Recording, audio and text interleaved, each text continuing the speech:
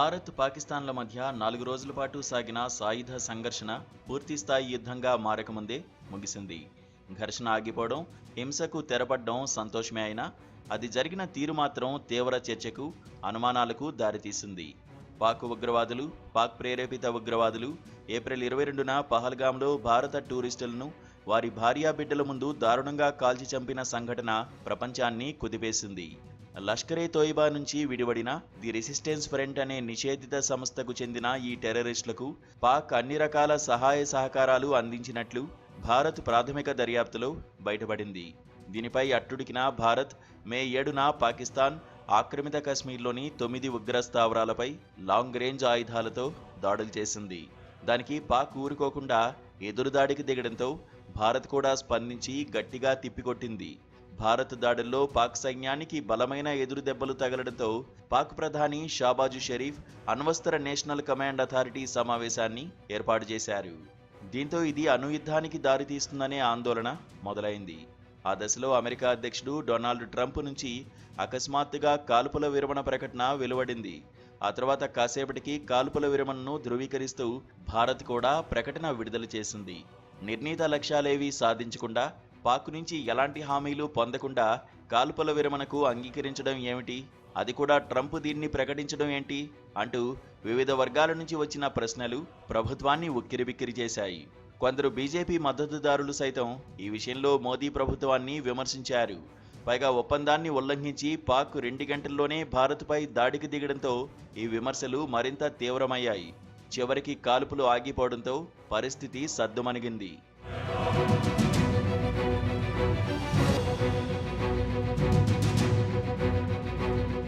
భారత విదేశాంగ మంత్రి జైశంకర్తోనూ, పాక్ ప్రధాని షరీఫ్తోనూ అమెరికా విదేశాంగ మంత్రి రూబియో గత శుక్రవారం చర్చలు జరిపారు. దీంతో కాల్పుల విరమణ కోసం అమెరికా ప్రయత్నాలు చేస్తోందని అందరూ భావించారు. అయితే ఆ తర్వాత కాసేపటికే అమెరికా ఉపాధ్యక్షుడు జేడీ వాన్స్ మాట్లాడుతూ భారత్ పాక్ వివాదంతో అమెరికాకు సంబంధం లేదని, తాము అందులో జోక్యం చేసుకోబోమని ప్రకటించారు.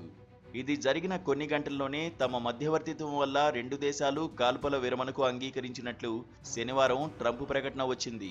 5 గంటల నుంచి కాల్పుల విరమణ అమల్లోకి వచ్చిందని భారత్ చెప్పిన కాసేపటికే పాక్ ఆ ఒప్పందాన్ని ఉల్లంఘించింది.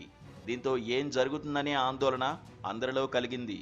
కానీ తుదకు అన్నీ సర్దుకున్నాయి. ఘోరమైన ఉగ్రవాద దాడి మనసుల్ని కాలుస్తున్నప్పుడు కాల్పుల విరమణ అందరికీ సంతృప్తి కలిగించకపోవచ్చు. కానీ ఈ యుద్ధం ద్వారా భారత్ కొన్ని లక్ష్యాలను నెరవేర్చుకుందనే చెప్పాలి. తొలి రోజు దాడుల్లోనే పాక్లోని అనేక ఉగ్రవాద శిబిరాల్ని, వారి మౌలిక సదుపాయాల్ని భారత్ ధ్వంసం చేసింది. పలువురు కీలకమైన ఉగ్రవాదుల్ని మట్టుబెట్టింది.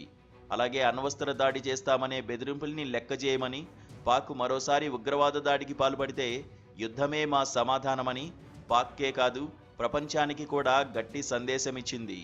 పుల్వామా ఉగ్రదాడి తర్వాత జరిగిన బాలాకోట్ దాడులు 6 ఏళ్ల పాటు పాక్ భారీ ఉగ్రదాడులకు పాల్పడకుండా నిరోధించగలిగాయి.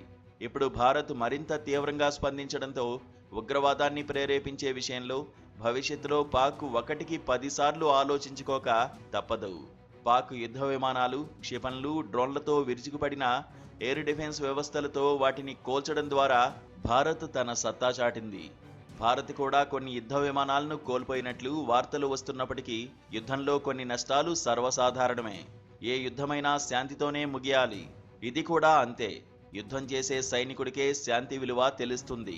మంచి యుద్ధము, చెడు శాంతి ప్రపంచంలో లేవు అన్నాడు బెంజమిన్ ఫ్రాంక్లిన్. గతంలో దీన్ని చెడు యుద్ధంగా భావించిన బీజేపీ వ్యతిరేకులు తాజా కాల్పుల విరమణ మంచిది కాదనడం, గతంలో ఇది మంచి యుద్ధమన్న బీజేపీ మద్దతుదారులు ఇప్పుడు కాల్పుల విరమణ మంచిదేననడం మాత్రం ఇందులో ఓ వైచిత్రి.